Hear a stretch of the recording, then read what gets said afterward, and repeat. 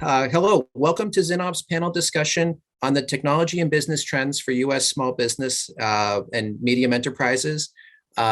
We have a great panel of experts here to discuss this with us. The first is Jeffrey Grab, a small business owner at Neville Companies, Chris Huff, Chief Growth Officer for Kofax, Shay Howe, SVP of Platform for Active Campaign, Avanish Sahai, board member at HubSpot and a Tidemark Fellow. And I'm Peter Kirkwood, a principal with Zinnov, to moderate the session. We're going to start with a welcome note, and then we'll get right to the panelists. Starting with some context, we know that small businesses are a major force in the economy. They drive a huge amount of employment and economic activity, but how dominant they are was really illustrated for me by the fact that they're more than twice as large as any industrial segment. Manufacturing is only 18%, finance is 17%. And this is more than double that. So it really is the biggest driving force in our economy. Beyond those numbers, it's incredibly dynamic. There's a lot of R&D investment. 65% of the new job creation comes out of this segment. And we're seeing right now that over 600,000 small businesses a month are opened and closed. So there's a huge amount of changeover. That's about 6 times as fast as it was as recently as 2014. So the amount of change in this segment is really accelerating.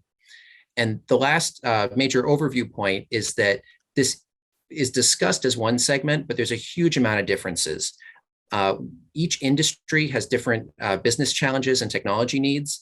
The size difference from a 5-person company to a 500-person company is orders of magnitude. And even by regions, we see some states where 50% of the jobs are in small businesses and others where it's down around 30%. So it plays a very different role in the economy depending on who you're talking to and where they are. So it's certainly not one size fits all. To look at the big trends as this market's been evolving, most of the major transitions are forced by an economic incident. Going from just getting online in the dot-com boom, was brought to an end by the dot-com bust, where it moved to more ad-driven, aggregated social media platforms, big numbers of users. And then when the Great Recession hit, a new wave of innovation came in after that, where everyone was carrying the internet with them at all times. And the internet and the online world really became part of people's personal lives, where they were uploading content to it, where they were using it for transactions in the moment to get a ride or make a purchase. And a huge part of people's personal social lives, as well as our broader society, where the internet became a platform for change on major social issues. Now we're coming out of the next of these major inflection points with COVID. It forced a rapid uptake in technology.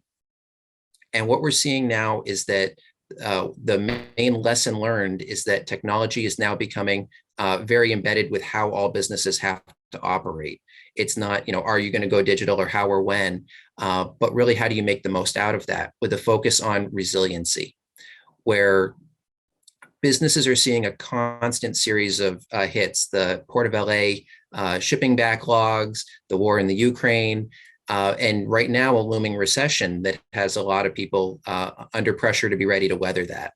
So a lot of the discussion of their business and technology priorities are looking forward towards the next disruption.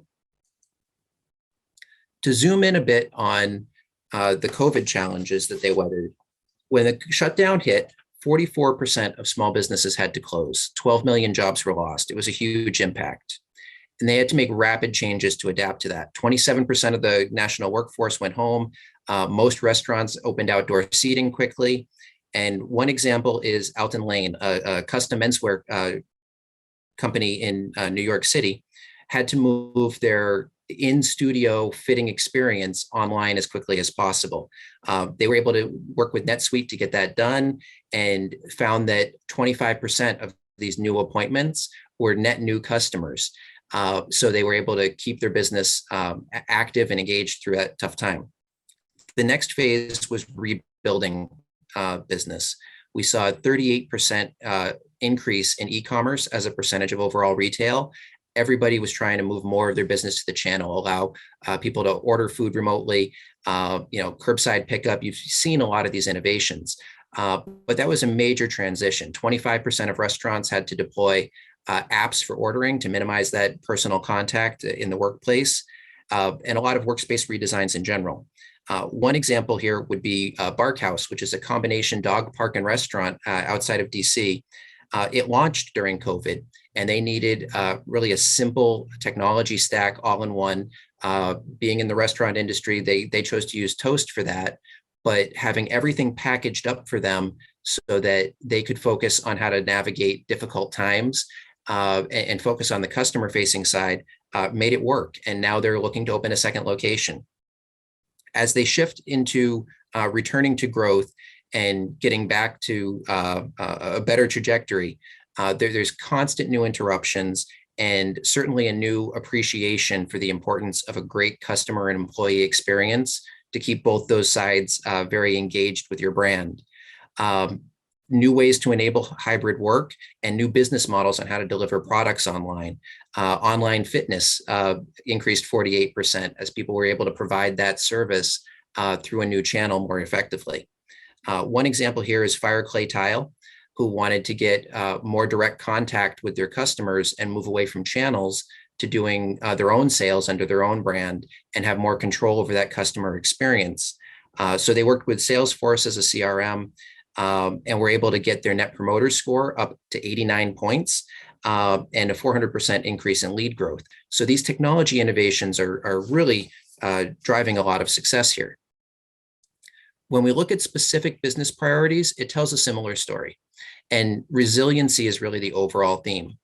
When we see, and to back up 1 second, a lot of this data is based on a survey that we launched as part of this research project of 600 US small business owners so that we could get some fresh firsthand information to support that. And that's where these stats and many of the others come from. But the first thing we saw is it's interesting to compare some of these different categories. Profitability being a priority over revenue growth says that this isn't just a big boom. Businesses are really looking to make sure that they can weather the next change. They're applying technology more to efficiency instead of piling into ad campaigns or just new growth. The same thing in sales, retaining customers and adding new ones, both parts of the equation. But after weathering some tough times, knowing what your customer base is worth in a downturn really sets up a different dynamic there and a different priority.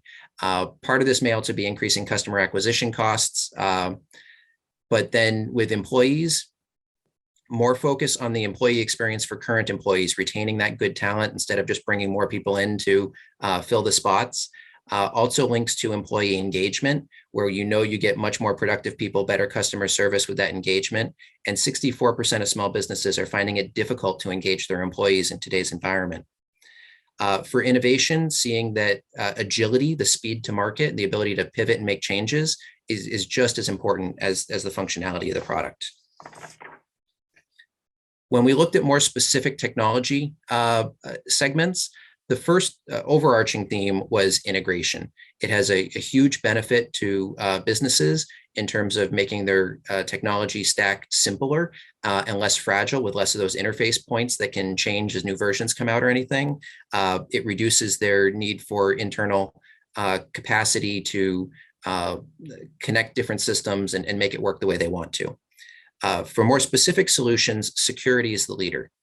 And seeing that 45% of small business owners don't feel that their systems are currently as secure as they need to be and they're vulnerable is a big gap. There was obviously a rush to deploy a lot. People have a much bigger surface area to their technology for remote employees and new customer channels that create new vulnerabilities. And that needs to get patched. And it's not something the vendors have been speaking to as much as other themes. So there's definitely a needs disconnect there. When we look at cloud being a huge priority, collaboration tools and managing the employee side of the business is obviously a huge driver here. It also simplifies the need for internal IT capacity a lot by getting it out of their office and hosting it someplace that also has more reliability. E-commerce is the next one, and this is very variable by segment, where obviously retail, food service, and hospitality have much higher than average focus here, but it's important across the board. Incremental automation we framed it that way because most of the buyers we've been speaking with aren't saying, I need to do a lot of automation. It's more focused on, I have this problem. I have an operational friction, a cost that doesn't make sense, and I want to address these pain points. There's a lot of opportunities to deploy it in a lot more places. Right now, the main focus area is on their sales and finance workflows to get those efficiencies and reduce those problems.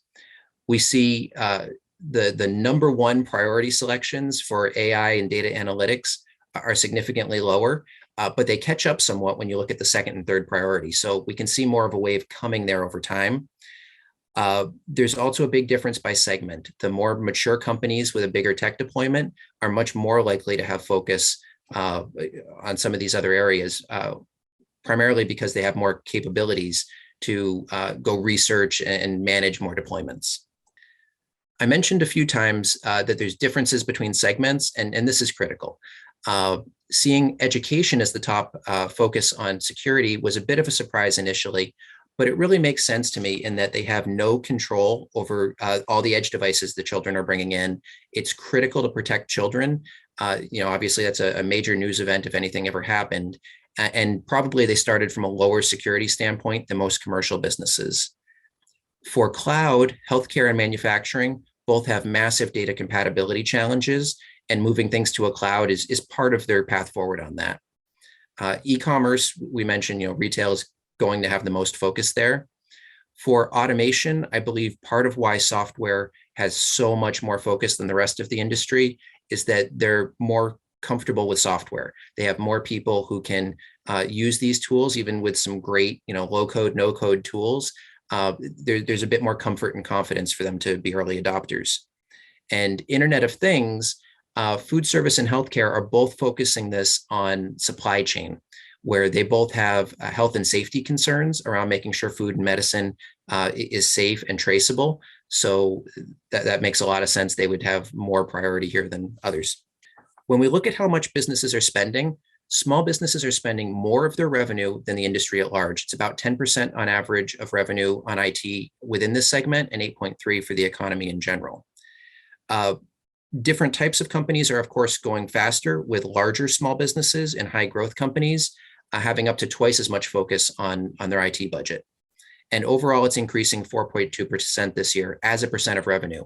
So even with high inflation, the focus here is increasing. By industry, there's also some differences in total spending. And this doesn't show the whole story of where they spend. Retail, for example, it certainly has leadership in e-commerce, but the overall budget's a little bit lower. For the specifics of the purchasing journey, we see that small businesses are looking to trusted advisors. They're not necessarily going straight to the software vendors. They want a third-party opinion. It's more than twice as much trust in system integrators and then internal IT teams. And that's even more exaggerated in larger small businesses. Smaller small businesses, especially those under 10 or 20 people, most trust their professional peers and trusted online reviews. But the same dynamic in terms of they'd rather get the third-party opinion over the software vendor directly. And the main thing they're concerned about is deployment risk.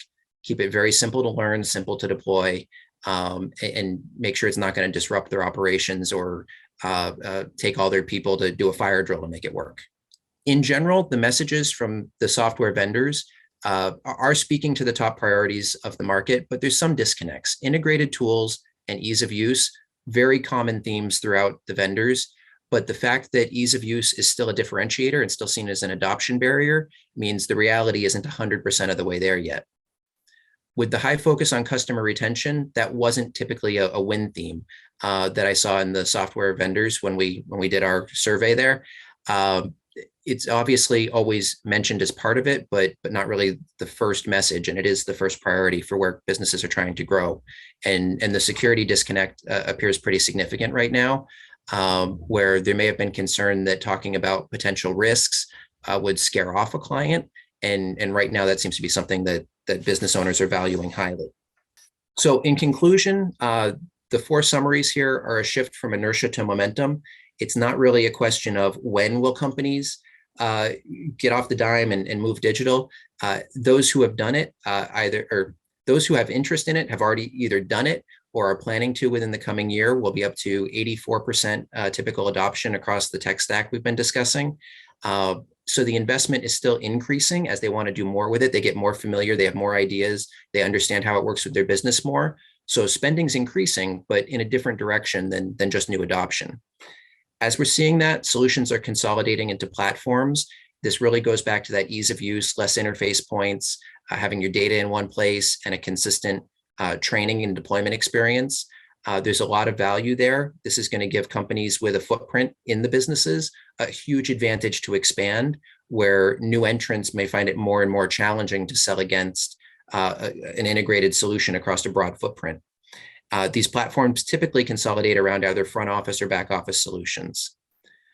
Future expansion is likely to be a series of incremental steps, bite-sized, low risk. Given that they don't have a large staff of IT people to take on a major project, they don't want one big bang. A consistent series of projects is much more manageable, and more trust on third-party advisors for what they should do and who really is easy to deploy, what's going to work and solve their problems.